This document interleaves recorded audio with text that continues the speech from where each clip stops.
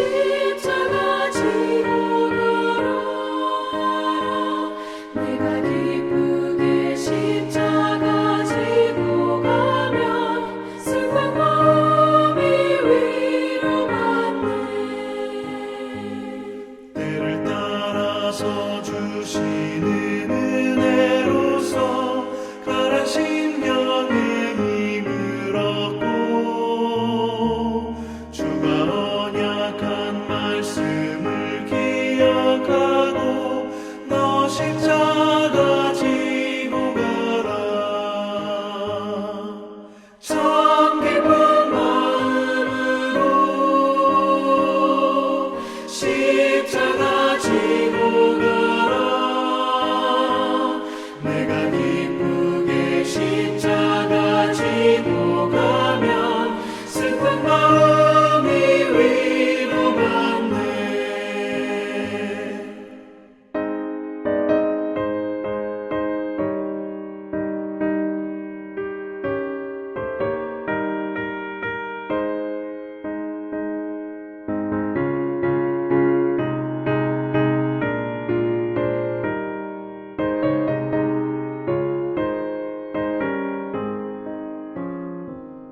내가 맡은 일 성실히 행할 때에 주님 앞에서 상 받으리.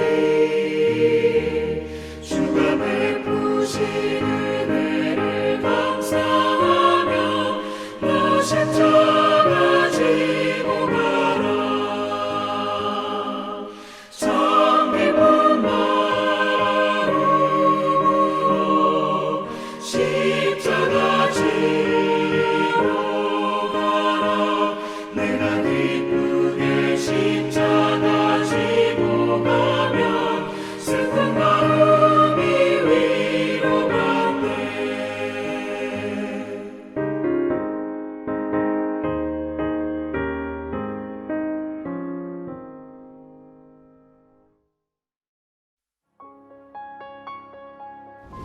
그는 사람의 길을 주목하시며 사람의 모든 걸음을 감찰하시나니 행악자는 숨을 만한 흑암이나 사망의 그늘이 없느니라. 하나님은 사람을 심판하시기에 오래 생각하실 것이 없으시니 세력 있는 자를 조사할 것 없이 꺾으시고 다른 사람을 세워 그를 대신하게 하시느니라. 그러므로 그는 그들의 행위를 아시고 그들을 밤사이에 뒤집어 엎어 흩으시는도다. 그들을 악한 자로 여겨 사람의 눈앞에서 치심은 그들이 그를 떠나고 그의 모든 길을 깨달아 알지 못함이라. 그들이 이와 같이 하여 가난한 자의 부르짖음이 그에게 상달하게 하며 빈궁한 사람의 부르짖음이 그에게 들리게 하느니라. 주께서 침묵하신다고 누가 그를 정죄하며 그가 얼굴을 가리신다면 누가 그를 배울 수 있으랴. 그는 민족에게나 인류에게나 동일하시니 이는 경건하지 못한 자가 권세를 잡아 백성을 올가매지 못하게 하려 하심이니라. 그대가 하나님께 아뢰기를 내가 죄를 지었사오니 다시는 범죄하지 아니하겠나이다. 내가 깨닫지 못하는 것을 내게 가르치소서. 내가 악을 행하였으나 다시는 아니하겠나이다 하였는가. 하나님께서 그대가 거절한다고 하여 그대의 뜻대로 속전을 치르시겠느냐. 그러면 그대가 스스로 택할 것이요 내가 할 것이 아니니 그대는 아는 대로 말하라. 슬기로운 자와 내 말을 듣는 지혜 있는 사람은 반드시 내게 말하기를 욥이 무식하게 말하니 그의 말이 지혜롭지 못하도다 하리라. 나는 욥이 끝까지 시험받기를 원하노니 이는 그 대답이 악인과 같음이라. 그가 그의 죄에 반역을 더하며 우리와 어울려 손뼉을 치며 하나님을 거역하는 말을 많이 하는구나. 아멘. 할렐루야. 말씀으로 오늘 하루를 살아가는 우리 모두에게 하나님의 은혜와 평강이 가득하시기를 주님의 이름으로 축원합니다. 우리가 어떤 문제 앞에서 주저하거나 괴로워하고 힘들어하는 사람에게 사랑의 마음으로 잘 타일러서 다시 힘을 내도록 돕는 것을 권면이라고 합니다. 그러나 반대로 남의 허물을 드러내거나 끄집어서 나쁘게 말하는 것을 우리는 비난이라고 합니다. 여러분은 문제 앞에서 힘들어하고 방황하는 형제 자매에게, 때로는 나의 생각과 전혀 다른 생각을 가진 상대방에게 어떠한 마음과 어떠한 언어로 다가가십니까? 상대방을 향한 여러분의 마음과 입술은 지금 권면입니까? 아니면 비난입니까? 오늘 본문에서 엘리후는 자신의 첫 번째 변론에 대해서 욥이 대답하지 못함을 알고 곧바로 두 번째 변론을 전개하고 있습니다. 지금 엘리후는 고통에 몸부림치며 더 이상 변론조차 할 수 없는 욥의 상처와 아픔은 바라보지 않습니다. 오직 자신이 하나님의 대리인이 되어서 욥의 잘못을 바로잡아 줘야겠다라고 하는 투철한 사명감으로 욥을 비난할 뿐입니다. 사실 하나님에 대한 엘리후의 증언은 반박할 수 없는 사실입니다. 그러나 엘리후는 자신의 고백을 통해서 하나님의 영광을 드러내고 욥을 위로하는 데 목적을 두지 않았습니다. 단지 그는 욥의 그릇된 생각과 말에 대해서 하나님의 정의를 세운다라고 하는 명목으로 정죄와 비난을 하기 위해 하나님의 성품을 인용하고 있는 것입니다. 우리의 모습도 이와 다르지 않습니다. 곁에 있는 지체가 어려움을 겪고 있을 때 우리는 하나님의 말씀으로 권면합니다. 이것은 모든 그리스도인들에게 분명 필요한 것입니다. 그러나 권면하는 사람이 사랑과 공감의 마음이 없이 섣부르게 하나님의 입장을 대변하려고 한다면 그 말은 사랑과 위로가 되기보다는 오히려 정죄와 비난이 되기가 쉽습니다. 엘리후는 지금 하나님의 성품과 역사하심을 고백하면서도 하나님의 사람 욥을 정죄하기 시작하고 있습니다.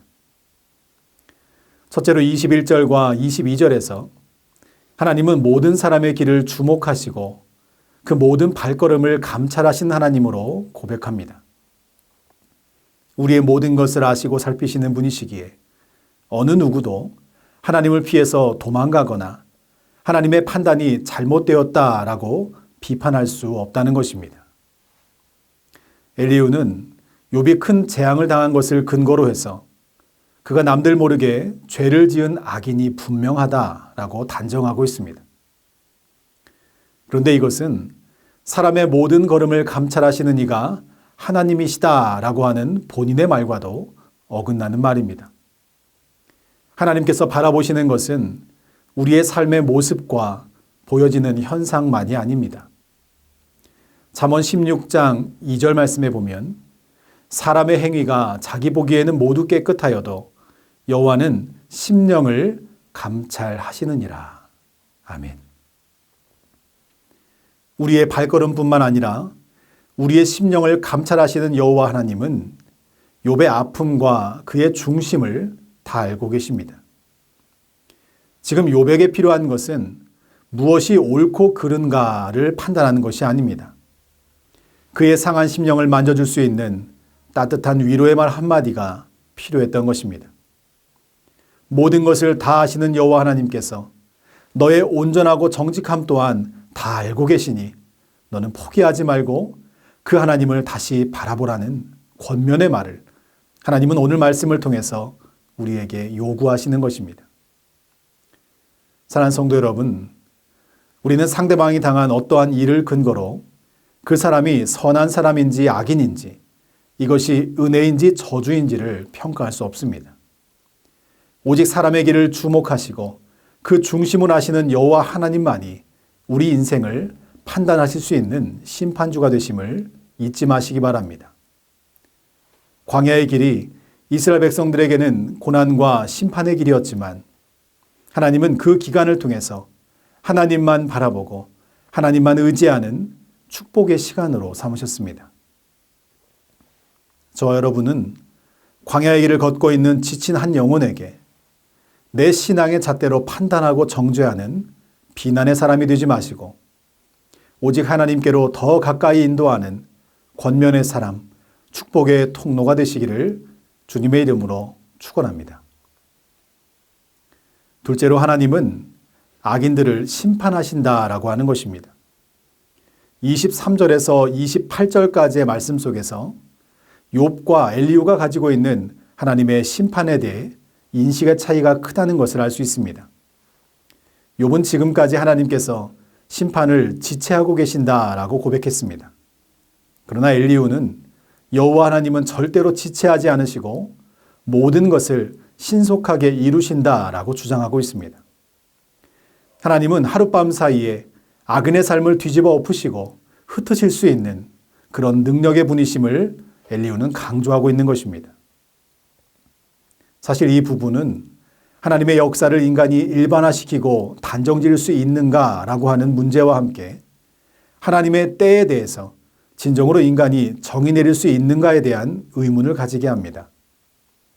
엘리후는 본문을 통해서 표면적으로는 전적인 하나님의 주권과 신속하게 역사하시는 전지전능하신 하나님을 고백하고 있습니다. 그러나 그의 고백 속에는 영혼을 향한 회복과 사랑의 마음은 보이지 않습니다. 오직 상대방을 이기려고 하는 우월감과 남들보다 지혜롭기를 바라는 인정 욕구만이 드러나고 있다는 것입니다. 그래서 엘리후는 악인들이 왜 고난 가운데 처하게 되었는가를 변론하면서 욥을 다음과 같이 비난하기 시작합니다. 27절과 28절입니다. 그들이 그를 떠나고 그의 모든 길을 깨달아 알지 못함이라. 그들이 이와 같이 하여 가난한 자의 부르짖음이 그에게 상달하게 하며 빈궁한 사람의 부르짖음이 그에게 들리게 하느니라. 아멘. 엘리후의 고백처럼 우리가 하나님을 떠나고 하나님의 뜻을 깨달아 알지 못하면 하나님의 심판이 임하게 될 것입니다. 그리고 하나님은 연약한 자들의 외침을 결코 외면하지 않으시고 반드시 응답하실 것입니다. 그러나 바라기는 저와 여러분이 품고 있는 하나님의 정의가 누군가를 정죄하는 도구가 되지 않기를 소망합니다. 욥이 주변 사람들에게 선행을 베풀었고 하나님을 떠나지 않기 위해서 부단히 애쓰고 힘썼다라고 하는 사실을 엘리후도 분명 잘 알고 있었을 것입니다. 그러나 엘리후는 욥이 약자들을 짓밟아온 악인이라고 단정짓고 있습니다. 사랑 없는 말과 사랑 없는 충고가 그래서 이렇게 무서운 것입니다. 하나님을 간절하게 찾는 연약한 자의 부르짖음을 하나님께서 반드시 응답하신다라고 하는 믿음의 고백이 엘리후에게 있었다면 고통 가운데 몸부림치며 부르짖고 있는 빈궁한 한 영혼이 바로 욥이라는 사실 또한 엘리후는 바라볼 수 있어야 했습니다. 간절히 부르짖는 욥의 기도를 하나님께서 반드시 들으시고 회복시켜 주심을 믿고 권면할 수 있는 선한 마음과 입술이 엘리후에게는 필요했다는 것입니다. 그러나 그는 욥을 정죄하고 비난하고 있습니다. 어쩌면 이것은 엘리후의 문제가 아니라 우리 인간 모두의 연약함일 것입니다. 누군가의 고통과 아픔이 우리 눈에 보여질 때가 있습니다. 그때 우리가 해야 할 것은 이 일이 일어나게 된 원인 분석이 아닙니다. 죽음을 기대할 만큼 삶의 희망을 잃어버린 그 영혼을 위해서 우리는 하나님께 기도해야 한다는 것입니다. 하나님은 두려워하지 말라. 내가 너와 함께 할 것이다. 라고 약속하셨습니다. 또한 하나님은 너는 내게 부르짖으라. 내가 네게 응답할 것이다. 라고 말씀하십니다. 함께 하시는 여호와 하나님, 응답하시는 전능하신 여호와 하나님을 고백하는 여러분이라면 우리가 해야 할 일은 지쳐가는 한 영혼을 위해서 그 영혼이 다시 살아날 때까지 기도로 함께하는 것임을 꼭 잊지 마시기 바랍니다. 이제 엘리후는 욥에게 회개를 종용하기에 이릅니다. 31절부터 마지막 절까지는 고통당하고 있는 욥의 마음을 칼로 찌르는 말들이 이어지고 있습니다. 심지어 엘리후는 욥이 무식하여서 악인과 같이 대답하기 때문에 끝까지 시험받기를 원한다라고 말하고 있습니다. 그는 비난을 넘어 저주를 퍼붓고 있습니다. 그러나 여러분, 우리가 기억해야 할 것은 상대방의 마음을 움직이고 회개의 자리로 나아가게 하는 것은 사람의 화려한 언변이 아니라 오직 성경을 통해 말씀하시는 성령 하나님이심을 믿으시기 바랍니다. 참된 권면은 단순하게 듣는 이로 하여금 경각심을 불러일으키는 것에 그치지 않습니다. 지금 현실의 문제에 갇혀서 하루하루 전전긍긍하지 않고 다시 하나님께로 나아갈 수 있도록 인도하는 것입니다. 그래서 우리에게 필요한 것은 상황에 대한 진단과 원인과 결과에 대한 대처 방안이 아니라 한 영혼을 살리고자 하는 영혼 구원을 위한 간절한 기도와 사랑의 권면이 필요한 것입니다.